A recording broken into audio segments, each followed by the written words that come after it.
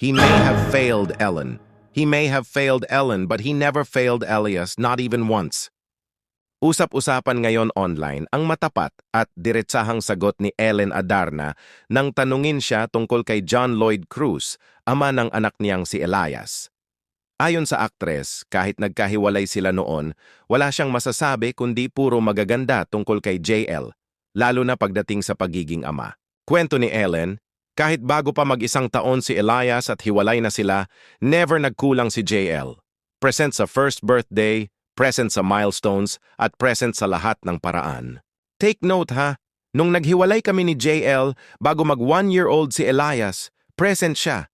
Unlike yung iba na kayang tiisin ang anak dahil lang sa pride, diretsong pahayag ni Ellen, patama kay Derek Ramsey na nasa golf course daw habang first birthday ng anak. Hindi lang yan, John Lloyd even chartered a private plane during the pandemic para lang makita si Elias. Kung commitment ang pag-uusapan, panalo si JL. Netizen. Maiba naman, are you and JL okay? Ellen. With JL Dai, wala talaga akong masabi. I have nothing but good things to say about him. He's honest, he's a good provider, and he's a very present father.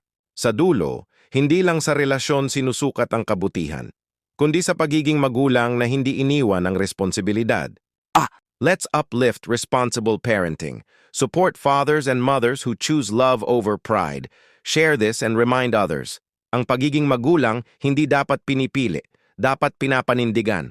Never failed Elias, not even once.